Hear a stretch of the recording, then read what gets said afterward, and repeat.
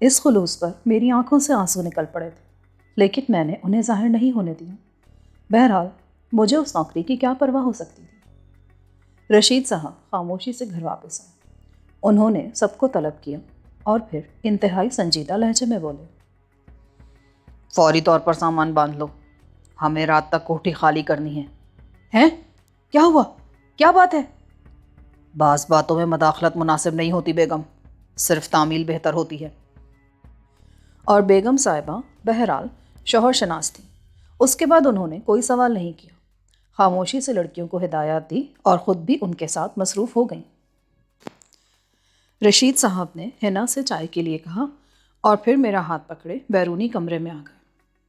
برے وقت کا انتظام ہے میاں، میں نے ایک مکان بنا لیا ہے، پہاڑ گنج میں زمین خریدی تھی، آہستہ آہستہ اسے تعمیر کرا لیا۔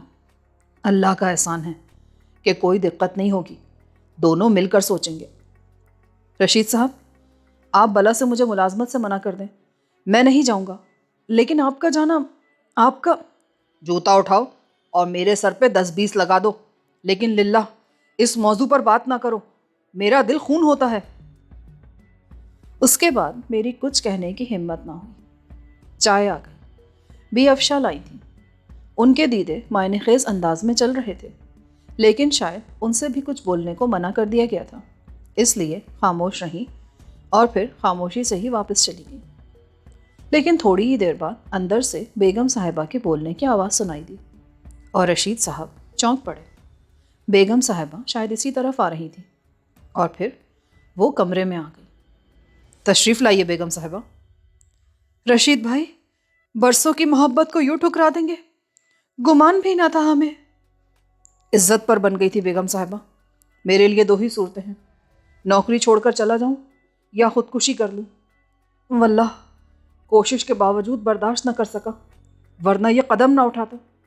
کوثر تو دیوانی ہے، آپ جانتے ہیں، میری خطا نہیں ہے۔ اللہ اس بچی کو سلامت رکھے، اللہ اسے خوش رکھے۔ آپ اسے سزا دیں، مجھے کوئی اعتراض نہ ہوگا۔ اگر وہ مجھ سے کچھ کہہ لیتی تو مجھے دکھ نہ ہوتا، لیکن وہ انسان شناس نہیں ہے۔ سرفراز کیا ہے یہ صرف میں جانتا ہوں۔ مجھے بھی دکھ ہے، لیکن آپ ہمیں یوں نہ چھوڑیں بھائی صاحب، نواب صاحب کو تو آنے دیں۔ بخدا پورا دن یہاں صرف کروں گا، فیروز الدین نے ہمیشہ مجھے دوست سمجھا ہے، آپ کو ذرہ برابر بھی تکلیف نہیں ہوگی، لیکن اس ملازمت سے بری الذمہ ہو جانے دیں۔ سرفراز میاں، تم مجھ سے چھوٹے ہو، میں تم سے معافی مانگتی ہوں، رشید بھائی کو سمجھاؤ۔ خدا را بیگم صاحبہ ہمیں مجبور نہ کریں، مجھے حکم دیں، میں خودکشی کر لوں۔ رشید الدین صاحب جذباتی لہجے میں بولے، تو پھر سن لے رشید بھائی، میں کوثر کو بلا کے لاتی ہوں، اگر اس نے اپنی غلطی کا اعتراف کر کے سرفراز میاں سے معافی مانگ لی اور انہوں نے اسے معاف کر دیا تو پھر آپ کو رکنا پڑے گا، ورنہ پھر ہمارا بھی اللہ مالک ہے۔ بیگم صاحبہ رشید صاحب کا جواب سنے بغیر واپس مڑ گئی۔ انسان شناسی سکھاؤ اسے، انسان شناسی، ورنہ سر پہ ہاتھ رکھ کے روئے گی۔ رشید صاحب بڑبڑا کر رہ گئے۔ میں نے خاموشی ہی مناسب سمجھی، ویسے اپنی ذات کے اس ہنگامے سے مجھے کوفت ہو رہی تھی۔ بلا وجہ بات اتنی بڑھ گئی۔ اگر رشید صاحب وہاں نہ آ جاتے تو میں دوسری وردی پہن کر بات برابر کر لیتا۔ بہرحال معاملات اس حد تک آگے بڑھ گئے تھے کہ اب انہیں سنبھالنا مشکل تھا۔ وقت گزرتا رہا لیکن کوثر نہ آئی۔ میں اس ضدی لڑکی کی فطرت سے واقف تھا، وہ کبھی نہیں آئے گی، لیکن حالات نے عین وقت پر ایک اور کردار پیش کر دیا، اور یہ کردار بڑا بروقت تھا۔ 2 ملازم دوڑے ہوئے آئے اور انہوں نے رشید صاحب سے کہا، حضور نواب صاحب واپس آ گئے ہیں، آپ کو طلب کرتے ہیں۔ ان سے کہہ دو کل صبح حاضر ہو جاؤں گا، اس وقت مصروف ہوں۔ ملازم ہکا بکا رہ گئے۔ رشید صاحب وہ… جاؤ۔ ملازم جلدی سے باہر نکل گئے۔ رشید صاحب کا چہرہ سرخ ہو گیا تھا۔ یہ فیروز بھی بس اسی وقت آتا ہے، اسے… میں نے بالکل خاموشی اختیار کر رکھی تھی۔ اب میں نے رشید صاحب کو ان کے حال پر چھوڑ دیا تھا۔ ابے او مینیجر صاحب، ابے رشید بھائی۔ دفتن باہر سے گرجدار آواز سنائی دی اور رشید صاحب چونک پڑے۔ وہ جلدی سے اٹھے اور دروازہ کھول دیا۔ آنے والا ایک طویل القامت اور وجیح بوڑھا تھا۔ چڑھی ہوئی گھنی مونچھیں، بڑی بڑی سرخ آنکھیں، فرینچ اسٹائل داڑھی، بے حد شاندار شخصیت تھی۔ ہیں؟ ویسے کہ ویسے ہی ہو، ذرا بھی نہیں بدلے۔ آنے والے نے کہا اور آگے بڑھ کر رشید صاحب سے لپٹ گیا۔ اور یہ اتنے بدماش کب سے ہو گئے؟ ویسے ہی ہم باہر سے آئے ہیں اور تم نے ہمیں اس سفر کی زحمت دے دی۔ نواب صاحب، آپ بخیر ہیں؟ آئے تمہاری بلا سے، اور سنا تم یہاں سے جا رہے ہو۔ میں ملازموں سے کہہ آیا ہوں کہ فوارے کے پاس ایک قبر تیار کرو فوراً۔ ابھی تمہاری گردن کاٹوں گا اور پھر اس قبر میں دفن کر دوں گا۔ زندگی میں تو تمہارا جانا مشکل ہے بیٹا۔ نواب صاحب، رشید صاحب مسکراتے ہوئے بولے۔ ابے ایسی کی تیسی نواب کی۔ بھابھی، بھابھی۔ نواب فیروز الدین نے آواز دی۔ آئی بھائی صاحب۔ بیگم رشید سر پر دوپٹہ سنبھالے اندر آ گئی۔ بیوہ ہونے کے لیے تیار رہیں، مار ڈالوں گا تمہارے اس شوہر کو۔ مجھے چھوڑ کر جا رہا ہے ہیں؟ اور ذرا کہکشت چائے کے لیے تو کہیں جلدی۔ ابھی کہتی ہوں بھائی صاحب۔ بیگم رشید زیر لب مسکراتی ہوئی اندر چلی گئی۔ ابے تجھ سے اچھی تو تیری بیوی ہے، کس بھرے منہ سے بھائی صاحب کہتی ہے۔ ابے بہنوئی بن کر اکڑ دکھاتا ہے، شرم نہیں آتی؟ مجھے جانا ہی ہوگا نواب صاحب۔ جاؤ بھائی جاؤ، تمہاری تو عمر ہی جانے کی ہے، مگر اس کے لیے میرے ہاتھ کیوں خون سے رنگوا رہے ہو؟ ویسے یہ تو بتاؤ بات کیا ہوئی ہیں؟ اور یہ کون ہے؟ اب انہوں نے میری طرف دیکھا۔ میں نے نواب صاحب کو سلام کیا۔ وعلیکم السلام۔ اماں ہو کون بھائی؟ یہ سرفراز میاں ہیں۔ خوب ہے۔ ارے اماں آگے آؤ، کیا لڑکیوں کی طرح شرما رہے ہو؟ نواب صاحب نے بڑی گرم جوشی سے مجھ سے ہاتھ ملایا۔ یہ دوسرے قسم کا شخص معلوم ہوتا تھا۔ میں نے اس کی آنکھوں میں سادگی اور خلوص دیکھا۔ تو آپ سرفراز میاں ہیں؟ ہیں؟ مگر کیوں ہیں؟ کون ہیں؟ اس بارے میں تو کچھ انکشاف ہو جائے۔ آپ تشریف تو رکھیں نواب صاحب، میں عرض کر دوں گا۔ رشید صاحب نے کہا۔ ابے کیا عرض کرو گے؟ بچپن کی دوستی کو لات مار کر یوں جانے کی کوشش کرو گے؟ معلوم نہ تھا، مگر یہ تمہیں سوجی کیا ہیں؟ سمجھ میں نہیں آتا کہ پہلے کون سے سوال کا جواب دوں۔ خاک جواب دو گے؟ بھابھی تھوڑی سیوئیاں بھی پکا لے، وہی زعفرانی والی۔ اور یہ لڑکیاں کہاں چلی گئیں سب کے سب؟ ابے ہاں، تم تو میری بات کا جواب دو نا۔ آپ سوال تو کریں نواب صاحب۔ کیوں جا رہے ہو؟ آپ سنجیدگی سے سنیں گے تو گویا میں تمہیں غیر سنجیدہ نظر آتا ہوں؟ کیوں؟ نواب فیروز نے آخری بات میری طرف دیکھ کر کہی اور میرے ہونٹوں پر بے ساختہ مسکراہٹ آ گئی۔ جی نہیں، جیتے رہو۔ تو تم جواب نہیں دو گے؟ وہ پھر رشید صاحب پر الٹ پڑے۔ میں جواب دے رہا ہوں نواب صاحب۔ سب سے پہلے تو میں عرض کر دوں کہ میں نے بچپن کی دوستی اور آپ کی عنایات سے کبھی کوئی ناجائز فائدہ نہیں اٹھایا۔ سخت نامعقول ہو، آگے بولو۔ اب اس شخص کا تعارف ضروری ہے۔ مجھے ٹرین میں ملا تھا، دہلی سے آ رہا تھا، نیک اور شریف بچہ تھا اور دہلی کے لیے اجنبی۔ میں اسے اپنے ساتھ لے آیا، ملازمت کا متلاشی تھا۔ آپ موجود نہیں تھے، اس لیے کوئی مناسب جگہ نہ دلوا سکا، لیکن بیگم صاحبہ کو ڈرائیور کی فوری ضرورت تھی، اس لیے ڈرائیور کی حیثیت سے رکھوا دیا۔ ہیں؟ ڈرائیور کی حیثیت سے؟ احمق ہو، سخت نامعقول ہو، بالکل فضول ہو تم۔ تعلیم یافتہ نوجوان ہے، میں نے تو پہلے ہی بیگم صاحبہ کو بتا دیا تھا۔ بہرحال اس پر اعتراض نہیں ہے، لیکن نواب صاحب، بخدا کوثر میری بچی ہے، آپ جانتے ہیں وہ اکثر اس کی بے عزتی کرتی رہی ہے، لیکن آج جو اس نے میرے سامنے اس کی بے عزتی کی وہ میں برداشت نہ کر سکا۔ بس میں اس سے زیادہ کچھ نہیں کہوں گا۔ رشید صاحب کی آواز بھر آ گئی۔ اوہ! نواب صاحب بھی سنجیدہ ہو گئے۔ اس کے بعد خاموشی چھا گئی۔ نواب صاحب کے چہرے پر شگفتگی پر سنجیدگی کی چادر پڑ گئی۔ وہ اپنی جگہ سے اٹھے اور میرے نزدیک آ گئے۔ میں جلدی سے کھڑا ہو گیا۔ بیٹھو بیٹے بیٹھو۔ سب سے پہلے تو میں نامعقول رشید احمد کی طرف سے معافی چاہتا ہوں کہ اس نے تمہیں ڈرائیور کی ملازمت دی، جبکہ میں نے ان سے سلسلے میں کبھی کوئی سوال نہیں کیا کہ مقامی امور میں کیا ہو رہا۔ میں نے انہیں کل اختیارات دیے ہیں، لیکن اس شخص نے ہمیشہ غیریت کا ثبوت دیا۔ دوسری بات کوثر کی ہے تو بیٹے، وہ ترکش سے نکلا ہوا ایک تیر ہے۔ دراصل شادی کے 12 برس تک میرے ہاں کوئی اولاد نہیں ہوئی۔ جب کوثر پیدا ہوئی تو میں سب کچھ بھول گیا۔ میرے پیار نے اس کی شخصیت کو داغ لگا دیا۔ اس کا مجرم بھی میں ہوں۔ تمہارا دل دکھا ہے، تو مجھے معاف کر دو بیٹے۔ نواب صاحب، بات معافی کی ہے بیٹے، معاف کر دو۔ دراصل قصور میرا ہے، مجھے معاف کر دو۔ کوثر کے الفاظ تو واپس نہیں ہو سکتے، لیکن تمہاری پیشانی کشادہ ہے، اس سے فراغ دلی کا پتہ چلتا ہے۔ اس سرکش لڑکی کے باپ کو معاف کر دو۔ نواب صاحب، آپ میرے بزرگ ہیں، مجھے شرمندہ مت کریں۔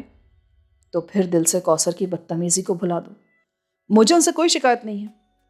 خدا تمہیں خوش رکھے، وجہ میں بتا چکا ہوں، اور اب تم جاؤ۔ نواب صاحب رشید صاحب کی طرف پلٹے، لیکن اسی وقت بیگم رشید سیوئیاں اور چائے لے کر آ گئی۔ نواب صاحب ان کی طرف متوجہ ہو گئے۔ بچیاں کیا کر رہی ہیں بھابھی؟ وہ سامان باندھ رہی ہیں۔ آگ لگوا دوں گا، بخدا آگ لگوا دوں گا میں۔ اماں، میرے بس کی تو بات نہیں ہے، اس سے غلطی ہوئی تو 2-4 تھپڑ لگا دو، کوئی اوف کر جائے تو گولی مار دو، غیرت کا ثبوت کیوں دیتے ہو؟ نواب صاحب کی آواز بھر آ گئی۔ رشید صاحب کے چہرے پر تعصب پھیل گیا۔ نواب صاحب نے سر جھکا لیا تھا۔ سیوئیاں لیجیے بھائی صاحب۔ نہیں کھاؤں گا، چائے بھی نہیں پیوں گا، یہ ہے کون میرا؟ بس نہیں کھاؤں گا۔ اور رشید صاحب ہنس پڑے۔ دانت توڑ دوں گا، بخدا دانت توڑ دوں گا۔ بتاؤ، کیا میں نے تمہیں بھائی کے علاوہ کچھ سمجھا ہے؟ تمہاری موجودگی میں تو میں پورے گھر سے بے نیاز ہوں، ٹھاٹھ سے آوارہ گردی کرتا ہوں۔ مجھے قتل کرنا چاہتے ہو؟ بولو، خودکشی کر دوں میں؟ میں شرمندہ ہوں نواب صاحب۔ جاؤ گے؟ نہیں تو پھر آؤ، سیوئیاں کھاؤ۔ خدا کی پناہ، سیوئیوں کا مزہ خراب کر دیا۔ نواب صاحب میری طرف دیکھ کر بولے۔ میاں ہو، سیوئیاں نہیں کھاتے کیا؟ ضرور کھاتا ہوں۔ اتنے عمدہ آدمی کی لڑکی کی بات کا بھلا کیا برا مناؤں؟ میں نے دل میں سوچا، اور پھر سیوئیاں اور چائے چلنے لگی۔ بیگم رشید نے واپس جا کر سامان کھلوا دیا تھا۔ رات کو بیگم صاحبہ پھر آئیں۔ انہوں نے بھی مجھ سے معافی مانگ کر مجھے شرمندہ کیا، لیکن کوثر نہیں آئی۔ وہ لوگ اسے لانے میں ناکام رہے تھے اور بے بس نظر آ رہے تھے۔ معذرت تو ان رشید صاحب کو بھی تم سے کرنی چاہیے میاں، جنہوں نے اپنے اختیارات کو نظر انداز کر کے تمہیں ڈرائیور کی ملازمت دی، جبکہ گھریلو انتظامی امور کے لیے ہمیں ایک نگران کی سخت ضرورت ہے۔ میں آپ کی اجازت کے بغیر اتنی بڑی ملازمت کسی کو نہیں دے سکتا تھا۔ بکواس کرتے ہو تم۔ بہرحال تمہاری صلاحیتوں کے بارے میں ہمیں صرف اتنا معلوم ہے کہ تم رشید صاحب کے چہیتے ہو۔ کچھ کمی ہوگی تو یہ سنبھال لیں گے۔ دراصل میں عموماً باہر رہتا ہوں۔ تمہارے جیسا انسان اگر رشید صاحب کی مدد کے لیے موجود ہو تو پھر مجھے کوئی فکر نہیں ہوگی۔ جی۔ چنانچہ کل سے تم رشید صاحب کے ساتھ حویلی کے انتظامی امور سنبھالو گے۔ بہت بہتر جناب۔ کام سمجھانے کے معاملے میں رشید صاحب سے بہتر استاد اور کون مل سکتا ہے؟ اور تنخواہ تو اس سلسلے میں تمہیں اس کنجوس شخص کے سپرد کر دوں گا، تو یہ تمہیں کیا دے گا؟ میرے خیال میں 1500 ٹھیک ہیں، اور میری واپسی پر اس میں اضافہ ہو جائے گا۔ جی۔ اور جس موئی وردی پر جھگڑا ہوا تھا اسے آج ہی آگ لگا دو، ابھی، اسی وقت۔ پھر بیگم صاحبہ نے پرس سے نوٹوں کی گڈی نکال کر رشید صاحب کو دیتے ہوئے کہا، رشید بھائی، بچے کے لیے عمدہ سوٹوں کا کپڑا کل خرید کر درزی کو دے دو، فوری طور پر سل جائیں گے۔ بیگم صاحبہ، اس کی کیا ضرورت ہے بھلا؟ تم چپ رہو جی۔ نواب صاحب نے رشید صاحب کو ڈانٹ پلائی۔ زیادہ گڑبڑ کی نا تو تمہیں بھی 1 درجن شیروانیاں سلوانی پڑیں گی۔ سب لوگ ہنسنے لگے۔ چنانچہ کوثر کے نکچڑے پن نے میری زندگی کی ایک ضرورت پوری کر دی۔ لیکن کیا یہ میری زندگی کا کوئی اہم موڑ ہے؟ شاید ان لوگوں نے یہی سوچا ہوگا، لیکن سادہ دل لوگ میرے دل کی گہرائیوں تک کہاں پہنچ سکتے تھے؟ دوسرے دن میں رشید صاحب کے ساتھ حویلی کے دفتر پہنچ گئی۔ کافی بڑی جائیداد تھی، بہت سے کارخانے تھے، خاصا کام تھا۔ رشید صاحب مجھے ابتدائی باتیں سمجھاتے رہے۔ خود وہ ایک سادہ سی میز کرسی پر بیٹھتے تھے، لیکن میرے لیے ایک آبنوسی میز خریدی گئی، اور جب میں اس میز کے پیچھے کرسی پر بیٹھا تو رشید صاحب کی خوشیوں کا کیا ٹھکانا تھا۔ نہ جانے بی کوثر کو اس بارے میں معلوم ہوا تھا یا نہیں۔ بہرحال 2 دن گزر گئے، ان سے ملاقات نہیں ہو سکی تھی۔ ویسے میں منتظر تھا کہ ایک بار وہ نظر آئیں، لیکن وہ نظر ہی نہیں آئی۔ دلارے میاں کو بھی شاید اللہ تعالیٰ نے عقل دے دی تھی، وہ بھی نظر نہیں آئے۔ بہرحال میں اپنا کام کرتا رہا۔ مجھے اس کام میں لطف آنے لگا تھا۔ شام کو اکثر نواب صاحب کے ساتھ نشست رہتی تھی۔ بہت زندہ دل انسان تھے، مہم جوئی کے شوقین تھے، سیر و شکار سے بے حد دلچسپی رکھتے تھے اور اکثر ان کی زندگی مہمات میں گزری تھی۔ انہوں نے اپنی مہمات کے کئی قصے سنائے اور نہ جانے کیوں میں نے اپنے ذہن میں ایک ہی راہ کھلتی محسوس کی۔ میں نواب صاحب کے ان قصوں میں دلچسپی لیتا تھا۔ آپ نے افریقہ کے اندرونی حصے دیکھے نواب صاحب؟ میں جو براہ راست نواب صاحب سے بہت کم مخاطب ہوتا تھا اچانک ہی پوچھ بیٹھا۔ درجنوں بار میں اس کے مختلف حصوں میں جا چکا ہوں، لیکن یوں سمجھ لو کہ ابھی کچھ دیکھا نہیں۔ افریقہ کے روایتی خزانوں کے بارے میں آپ کا کیا خیال ہے؟ سچ پوچھو میاں تو وہ خطہ قدرت کی فیاضیوں سے مالا مال ہے۔ اہل دنیا جن چیزوں کو بے حد قیمتی سمجھتے ہیں اس کے بعض علاقوں میں وہ معمولی سنگریزوں کی طرح بکھری پڑی ہیں۔ کیا آپ نے ایسا کوئی علاقہ دیکھا ہے کبھی؟ ہاں، میرے خزانے میں افریقہ کے الماس موجود ہیں، ایسے الماس جو شاید بڑے بڑے عمرہ نے بھی نہ دیکھے ہوں۔ تم اگر چاہو تو میں تمہیں دکھا سکتا ہوں۔ کیا تمہیں ہیروں سے دلچسپی ہے؟ ہیرے؟ میں نے کبھی دیکھے ہی نہیں جناب۔ نواب صاحب کی اس گفتگو کے بعد میرے ذہن میں افریقہ کے بھنور پڑنے لگے۔ نہ جانے کیوں ذہن میں یہ خیال آ گزرا کہ میں بھی اس پراسرار بر اعظم میں جا کر قسمت آزماؤں۔ ممکن ہے میری قسمت بھی بدل جائے اور میں کچھ بن جاؤں۔ اور سچی بات تو یہ ہے کہ اس تصور نے مجھے ایک عجیب ذہنی سکون بخشا تھا۔ شاید یہ وہ تھا جو میں سمجھ نہ پایا تھا، شاید میرے اندر ہی سب کچھ تھا۔ میں کسی انداز میں کچھ بننا چاہتا تھا۔ ایک ہفتہ گزر گیا۔ اس دوران میں کوئی نئی بات نہ ہوئی۔ ایک ڈرائیور رکھ لیا گیا تھا، لیکن حیرت کی بات یہ تھی کہ کوثر ایک بار بھی میرے سامنے نہیں آئی تھی۔ دلارے میاں بھی نظر نہیں آئے تھے، نہ جانے وہ کہاں مر گئے تھے۔ بہرحال میں خود بھی اسے چھیڑنا نہیں چاہتا تھا، چنانچہ میں خاموشی سے کام کرتا رہا۔ میرے کام سے خود رشید صاحب بڑے خوش تھے اور اکثر مجھ سے کہتے تھے، بھائی بڑے باصلاحیت آدمی ہو، مجھے تو تم بالکل ہی کاہل کر کے رکھ دو گے۔ پھر ایک شام نواب صاحب موجود تھے، رشید صاحب بھی تھے۔ نواب صاحب بولے، مجھے تو محسوس ہو رہا ہے جیسے قید ہو گیا ہوں، لیکن بیگم صاحبہ سے وعدہ کیا ہے کہ پورے ایک ماہ قیام کرنا پڑے گا۔ کہیں گرد و نواح کی سیر کر ڈالیں، شکار کا پروگرام بنایا ہے۔ خوب، تو ہو آئیے۔ وہ رانا فاروق احمد نے دعوت دی ہے۔ شادرے کے گرد و نواح میں پاڑا اور تیتر مل جاتے ہیں؟ شاید۔ رشید صاحب ان معاملات سے واقف نہیں تھے، لیکن میرے دل میں ایک ہوک اٹھی۔ میری آنکھوں میں اپنی رائفل گھوم گئی اور پھر میرے دل میں ایک دھواں سا اٹھنے لگا۔ بھائی سرفراز میاں۔ جی نواب صاحب۔ تم تو ڈرائیونگ بھی کر لیتے ہو نا؟ جی۔ تو کیوں نہ ہم تمہیں 2-3 روز کے لیے رشید صاحب سے ادھار مانگ لیں؟ ضرور ضرور۔ رشید صاحب بولے، جیپ سے شادرے چلیں گے، سیر و شکار رہے گا، میاں دنیا کی اور دلچسپیوں سے بھی لطف اندوز ہونا چاہیے۔ میں تیار ہوں نواب صاحب۔ بہت خوب، لطف رہے گا۔ سچی بات تو یہ ہے کہ میں تنہا نہیں جا سکتا تھا، اب تم ساتھ ہو تو جانے کی اجازت مل جائے گی بیگم سے۔ میں آپ کے ساتھ چلوں گا۔ ہیں؟ تو پھر تیاریاں کرو، کل ہی چل رہے ہیں ہم۔ بہت بہتر جناب، میں نے دل ہی دل میں خوش ہوتے ہوئے کہا، اور پھر ضروری امور طے پا گئے۔ یہ رات عجیب کشمکش میں گزری تھی۔ دل میں بہت سے خیالات آ رہے تھے، گھر کے لوگ یاد آ رہے تھے، اور ان تمام خیالات کے دوران دل میں ایک خوشی کا احساس بھی تھا۔ ممکن ہے نواب صاحب کے ساتھ شکار کا موقع بھی مل جائے۔ شکار اور مہم جوئی میری زندگی تھی۔ نہ جانے رات کے کون سے پہر میں سویا۔ صبح بہت جلدی آنکھ کھل گئی، شیو کی، اور جب رشید صاحب جاگے تو میں غسل وغیرہ سے فارغ ہو گیا تھا۔ ارے خیریت، آج اتنی صبح؟ ہاں بس آنکھ کھل گئی۔ خوب، شاید سیر و تفریح کی خوشی ہے۔ جی شاید، میں نے مسکراتے ہوئے کہا۔ رشید صاحب میری طرف دیکھ کر مسکرانے لگے۔ کیا ہوا؟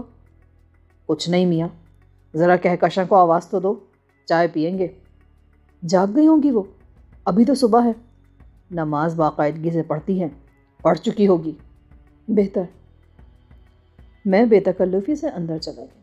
اب میری حیثیت گھر کے ایک فرد کی سی تھی، اور کسی بھی جگہ آنے جانے میں کوئی روک ٹوک نہیں تھی۔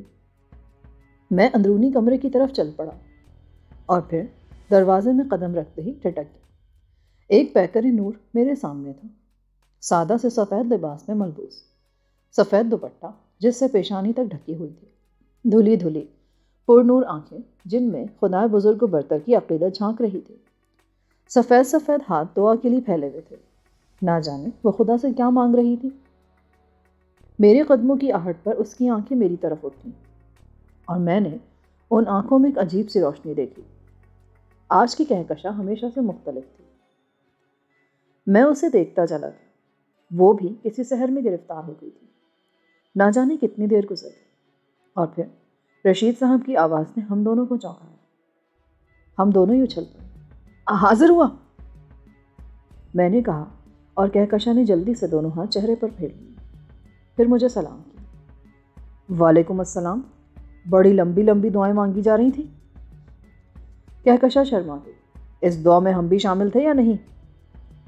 اس کی نگاہیں جھک گئی۔ حاضر ہوئے تھے چائے کے لیے؟ جی ابھی لائی۔ میں ذہن پر ایک عجیب سا بار لیے واپس چل پڑا۔ رشید صاحب حقہ تازہ کر رہے تھے۔ نواب صاحب تمہیں بے حد پسند کرنے لگے ہیں۔ جی وہ بہت سادہ اور نیک دل انسان ہیں۔ میرے بچپن کے ساتھی ہیں، ہم نے ایک ہی اسکول میں تعلیم حاصل کی تھی۔ میرے والد صاحب بھی فیروز الدین مرحوم کے والد مرحوم کے ملازم تھے، بڑے اعلیٰ لوگ ہیں۔ کیا مجال جو مجھے ملازم سمجھا ہو۔ میں سمجھ چکا ہوں، لیکن میں نہیں سمجھ سکا۔ جی ہاں بھائی، میں نہیں سمجھ سکا۔ کیا؟ جب میں سمجھ نہیں سکا تو تمہیں کیا سمجھاؤں؟ ان کی اس بات پر مجھے ہنسی آتی۔ ہنسنے کی بات نہیں ہے سرفراز میاں، یہ حقیقت ہے۔ جب بھی تمہارے بارے میں سوچتا ہوں تو بری طرح الجھ جاتا ہوں۔ میرے بارے میں؟ ہاں، میرے بارے میں کیوں سوچتا ہے رشید صاحب؟ احمق ہوں، دیوانہ ہوں، لیکن میں ہی کیا، ہر شخص احمق ہوتا ہے۔ میں ایک بے حقیقت انسان ہوں، ایک معمولی سی حیثیت کا انسان، جس کا دنیا میں کوئی نہیں ہے۔ اگر آپ جیسی ہستی کا سہارا نہ ملتا تو بے کسی اور تنہائی کا احساس قبر تک لے جاتا۔ ارے خدا نہ کرے میاں، اب تم تنہا نہیں ہو۔ کاش میں آپ کے اس خلوص کا کوئی صلہ دے سکتا۔ تھوڑی دیر کے بعد نواب صاحب کا ملازم آ گیا۔ کیا بات ہے شادو؟ حضور، نواب صاحب نے بھیجا تھا کہ سرفراز میں اگر نہ جاگے ہوں تو انہیں جگا دیا جائے، صبح ہی صبح نکل لیں گے، ورنہ پھر دوپہر میں سفر کرنا پڑے گا۔ نواب صاحب تیار ہیں کیا؟ جی ہاں، برآمدے میں بندوق لیے ٹہل رہے ہیں۔ اوہ، تو پھر میں چلتا ہوں رشید صاحب۔ ہاں بھائی، دراصل غلطی ہو گئی، رات کو ہی معلوم کر لینا چاہیے تھا کہ کس وقت روانگی کا ارادہ ہے۔ کہکشاں سے کہہ دیا جاتا تو ناشتہ تیار ہو جاتا۔ کیا نواب صاحب نے ناشتہ کر لیا؟ جی صاحب، وہ کہہ رہے تھے کہ رانا فاروق صاحب کے ساتھ ناشتہ کریں گے۔ اچھا پھر ٹھیک ہے، شادرہ ہے ہی کتنا دور۔ رشید صاحب میرے ساتھ ہی کوٹھی کے بڑے حصے کی طرف ہیں۔ نواب صاحب در حقیقت تیار تھے۔ ایک خوبصورت غیر ملکی رائفل لیے وہ بے حد وجیح نظر آ رہے تھے۔ بہت خوب، گویا آپ بھی تیار ہیں۔ دراصل میں رات کو کہنا بھول گیا تھا کہ صبح ہی صبح نکل چلیں گے تو بہتر رہے گا۔ میں صبح ہی اٹھ گیا تھا نواب صاحب۔ تیار ہو؟ جی ہاں، تو پھر چلو جائیں رشید صاحب۔ خدا حافظ نواب صاحب۔ شادو؟ جی حضور۔ جیپ تیار ہے؟ بالکل تیار ہے حضور۔ آؤ سرفراز میاں۔ اچھا بھائی، اللہ حافظ، 2-3 روز میں لوٹ آئیں گے۔ ایک قیمتی جیپ تیار کھڑی تھی، اس میں بھی 2 رائفلیں اور کافی تعداد میں کارتوس رکھے تھے، کچھ دوسرا سامان بھی تھا۔ نواب صاحب ایک سادے سے کرتے پاجامے میں تھے، لیکن ان کی وجاہت لباس کی محتاج نہیں تھی۔ وہ میرے برابر میں ہی بیٹھ گئے اور میں نے اسٹیئرنگ سنبھال لیا۔ یوں ہم کوٹھی سے نکل آئے اور جیپ برف رفتاری سے دوڑنے لگی۔ تمہاری ڈرائیونگ تو بہت عمدہ ہے۔ نوازش۔ ویسے سرفراز میاں، تمہارے بارے میں کوئی تفصیلات معلوم نہیں ہو سکی؟ کیا در حقیقت رشید سے تمہارا کوئی دور کا رشتہ نہیں ہے؟ دور کا رشتہ نہیں ہے نواب صاحب۔ کیا مطلب؟ بہت نزدیک کا رشتہ ہے۔ میرے لیے وہ بہت بڑی حیثیت رکھتے ہیں، بے حد نیک انسان ہے وہ، فرشتہ صفت، میرے بچپن کا دوست ہے، لیکن بے حد خوددار اور حساس۔ پورا نظام اس کے ہاتھ میں ہے، لیکن کیا مجال جو اس نے اپنی محدود ضرورتوں کے علاوہ کچھ لیا ہو۔ سچ پوچھو میاں تو میرے لیے بھائی کی حیثیت رکھتا ہے، ناز کرتا ہوں اس کی محبت پر میں۔ جی بلا شبہ ایسے ہی آدمی ہے وہ۔ نہ صرف وہ بلکہ اس کے گھر کے افراد بھی، صالح والدین کی اولاد بھی صالح ہوتی ہے۔ ویسے تم میرے بارے میں مشکوک نہ ہونا، کوثر بھی بری لڑکی نہیں ہے، اس کے بگڑنے کی وجہ میں بتا چکا ہوں۔ رشید صاحب کی بے پناہ محبت نے کوثر صاحبہ کی باتوں کا احساس کیا تھا، ورنہ میں نے ان کی باتوں کا کبھی برا نہیں منایا تھا۔ کبھی منانا بھی مت بیٹے، میرے اوپر احسان ہوگا، شرمندہ نہ کریں نواب صاحب۔ لیکن میاں بڑے چالاک ہو جی، اپنے بارے میں گفتگو پھر گول کر کر۔ میں عرض کر چکا ہوں نا، معمولی حیثیت کا انسان ہوں، تعلیم حاصل کر لی تھی، ملازمت کی تلاش میں تھا کہ راستے میں رشید صاحب مل گئے۔ یوں سمجھے قسمت نے یاوری کی، ورنہ نہ جانے کہاں کہاں دھکے کھانے پڑتے۔ والدین ہیں؟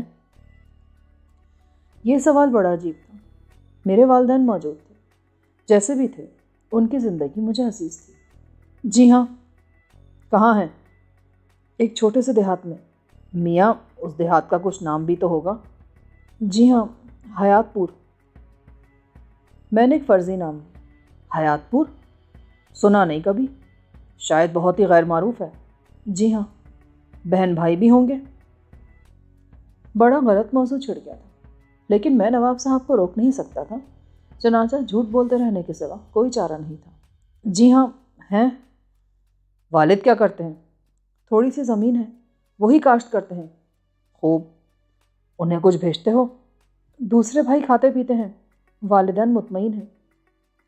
ٹھیک ہے، لیکن اپنا فرض بھی پورا کرو بیٹا، والدین کے بہت حقوق ہوتے ہیں۔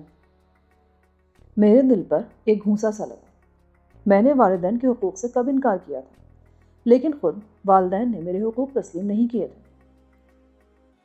جیپ خاموشی سے سفر کر رہی تھی۔ نواب صاحب کے سوالات نے مجھے گھر یاد دلا دیا۔ میرے ذہن پر ایک عجیب سی اداسی مسلط ہو گئی۔ نواب صاحب بھی خاموش ہو گئے، کسی سوچ میں ڈوب گئے۔ کافی دیر تک یہ خاموشی طاری رہی۔ سرفراز میاں؟ جی نواب صاحب؟ میرا خیال ہے گھر یاد آ گیا۔ میاں جب جی چاہے چھٹی لے کر گھر آنا، فکر کی کیا بات ہے؟ اور یوں بھی گھر کی چار دیواری مردوں کے لیے نہیں ہے، مرد گھر سے باہر ہی اچھا لگتا ہے۔ جی ہمیں دیکھو، گھر بار ہوتے ہوئے بھی دربدر ہیں، کبھی افریقہ میں، کبھی امریکہ، کبھی جاپان کے جنگلات میں بھٹک رہے ہیں، تو کبھی کینیا میں۔ اور سچ پوچھو تو میاں زندگی یہی ہے۔ تم نے افریقہ سے دلچسپی ظاہر کی تھی۔ جی ہاں۔ کیا تمہیں سفر سے دلچسپی ہے؟ بے حد۔ تب پھر اگر جی چاہے تو ہمارے ساتھ چلو، اس بار افریقہ ہی جانے کا پروگرام ہے۔ لیکن رشید میاں تمہیں اجازت نہیں دیں گے۔ میں ان سے اجازت حاصل کر لوں گا۔ اور تمہارے گھر والے؟ اس سوال پر میں خاموش ہو گئی۔ نواب صاحب کی ذہنی روبی کسی اور طرف چلی گئی تھی۔ اس کے بعد اس بارے میں کوئی اور گفتگو نہیں ہوئی۔ نواب صاحب بالکل خاموش ہو گئے۔ جیپ سفر کرتی رہی اور پھر ہم شادرے میں داخل ہو گئے۔ رانا فاروق احمد کی کوٹھی شادرے میں اپنی مثال آپ تھی، عظیم الشان، وسیع و عریض۔ جیپ کوٹھی میں داخل ہوئی۔ خود رانا صاحب نے ہمارا استقبال کیا تھا۔ یہ بھی ایک تنومند انسان تھے، سرخ و سفید اور وجیح۔ بڑی گرمجوشی سے ہاتھ پھیلا کر وہ ہماری طرف لگ گئے۔ آہا فیروز، میرے دوست، طویل عرصے بعد تمہیں دیکھ رہا ہوں۔ دیکھ لو خوب جی بھر کے دیکھ لو، ہم ہیں ہی دیکھنے کی چیز۔ بالکل نہیں بدلے تم، بالکل بھی نہیں بدلے یار۔ تمہیں دیکھ کر تو ہمارا بھی جی چاہتا ہے کہ ہم بھی تمہاری طرح آوارہ گردی کرنے نکل جائیں، زندگی کا جمود تو ٹوٹے گا۔ آہستہ بولو فاروق میاں، بھابھی نہ سن لے، کوٹھی کی چھت پر لے جا کر دھوپ میں 1.5 گھنٹہ مرغا بنائیں گی۔ نہ بھائی، یہ تیرے بس کی بات نہیں، فضول باتوں سے پرہیز کیا کر۔ کیا بکواس ہے یار۔ رانا صاحب جھیپے ہوئے انداز میں میری طرف دیکھ کر بولے، ہیں یہ کون ہے؟ ان سے تو تعارف کراؤ۔ سرفراز احمد۔ شکل سے اندازہ نہیں ہوتا، ہمارا ہی بچہ ہے۔ او، مجھے رانا فاروق احمد کہتے ہیں سرفراز میاں۔ آئیے آپ لوگ اندر آئیے۔ ڈرائنگ روم میں داخل ہوتے ہی انہوں نے ہانک لگائی۔ ارے رخسانہ جبھی، دیکھو تمہارے فیروز چچا آئے ہیں، رخسانہ۔ اور چند لمحوں کے اندر تقریباً نصف درجن لڑکے اور لڑکیاں ہمارے گرد جمع تھے۔ وہ سب نواب فیروز الدین سے ان کے سفر کے بارے میں پوچھ رہے تھے۔ بڑے ہنسمکھ لوگ تھے، خوب قہقہے اڑ رہے تھے، اور نواب صاحب بچوں میں بچہ بن جانے والے تھے۔ فیروز انکل، آپ نے ان سے تو تعارف کرایا ہی نہیں۔ ایک نوجوان نے کہا، تمہاری نالائقی ہے، تم نے درخواست ہی نہیں کی۔ ہم درخواست کرتے ہیں نا فیروز چچا۔ یہ سرفراز ہیں، میرے عزیز، بے حد صالح نوجوان ہیں۔ یہ تو ان کے نام سے ہی ظاہر ہے، ایک شریر سی لڑکی نے کہا اور دوسری لڑکیاں ہنس پڑیں۔ قہقہے اڑتے رہے، سبھی ان میں شریک تھے۔ پھر دروازے سے ایک باوقار خاتون اندر داخل ہوئی، پیشانی پر شکنیں ان کی سخت مزاجی کا اظہار کرتی تھیں۔ قہقہے اس طرح رک گئے جیسے یہاں کوئی تعزیتی اجتماع شروع ہو گیا ہو، یہاں تک کہ خود رانا صاحب بھی سنجیدہ ہو گئے۔ آداب بھابھی حضور۔ آداب فیروز بھیا، کیسے ہیں آپ؟ خاتون کا لہجہ نرم تھا۔ بس دعائیں ہیں آپ کی بھابھی، اور ہمیشہ شامل حال رہتی ہیں، ورنہ خیر کہاں ہماری۔ بھابھی صاحبہ ٹھیک ہیں؟ دعا ہے آپ کی۔ کوثر کیسی ہے؟ ویسی ہے جیسی تھی۔ اب تو کہیں نہیں جاؤ گے نا فیروز بھیا؟ میرا خیال اب تمہیں آوارہ گردی ترک کر دینی چاہیے۔ بس بھابھی، یہی سوچ کر وطن واپس آ گیا ہوں کہ اب باقی وقت اللہ اللہ کر کے گزاروں گا۔ فیروز صاحب مسمنی سی شکل بنائے بیٹھے تھے۔ ناممکن۔ رانا صاحب بول پڑے۔ کیا مطلب؟ میرا مطلب ہے کہ یہ اور رک جائیں، سوال ہی پیدا نہیں ہوتا بیگم، ان کے پیروں میں تو گھنٹیاں بندھی ہوئی ہیں۔ سب تمہاری طرح نہیں ہیں، کبھی سنجیدگی قریب سے نہیں گزرتی، بچوں میں بیٹھے ٹھی کرتے رہتے ہو۔ بیگم فاروق احمد ناک منہ چڑھاتے ہوئے بولی۔ درست فرمایا آپ نے۔ فاروق صاحب جلدی سے بولے۔ آپ خیریت سے تو ہیں نا بھابھی حضور؟ فیروز صاحب نے موضوع بدلتے ہوئے کہا۔ بس میاں، اللہ کا شکر ہے۔ اختر بہن نے بہت عرصے سے دھر کا رخ نہیں کیا، اور کوثر بیٹی کو دیکھے بھی بہت دن گزر گئے۔ میں تو یہاں رہتا نہیں ہوں بھابھی حضور، کیا عرض کر سکتا ہوں؟ اسی لیے تو کہہ رہی ہوں کہ اب آوارہ گردی ترک کر دو۔ ارے جبین بیٹے، ناشتے کا کیا پروگرام ہے؟ تیار ہے ابو۔ تو لگواؤ، شکار کو دیر ہو رہی ہے۔ شکار؟ اوہ ہاں بیگم، دراصل مجھے ان بے زبان جانوروں کی شکار سے کوئی رغبت نہیں، یہ تو بس اپنے فیروز میاں ہیں، اللہ انہیں عقل دے۔ باہر جا کر دیکھو، بندوقوں سے لیس ہو کر آئے ہیں، اب اتنے عرصے بعد آئے ہیں تو منع بھی کیا کروں۔ خیر، اللہ مالک۔ تو آپ بھی جا رہے ہیں؟ ارے لو، پردیسی آدمی ہیں، میں نہ جاؤں گا تو برا نہیں مانیں گے یہ، ویسے حرج بھی کیا ہے۔ جی بھابھی، شکار کیے ہوئے تیتر تو آپ کو بھی بے حد مرغوب ہیں، آپ کے لیے بھی لے کر آئیں گے۔ بیگم صاحبہ خاموش ہو گئی۔ میں اندازہ لگا چکا تھا کہ فاروق صاحب اپنی بیگم صاحبہ سے خوفزدہ ہیں، وہ انہیں شکار کی اجازت نہیں دیتی، لیکن فیروز الدین صاحب کی وجہ سے خاموش ہو گئی تھیں۔ بہرحال میری طرف کوئی توجہ نہ دی گئی، اور تھوڑی دیر کے بعد ہم ناشتے کے کمرے میں چلے گئے۔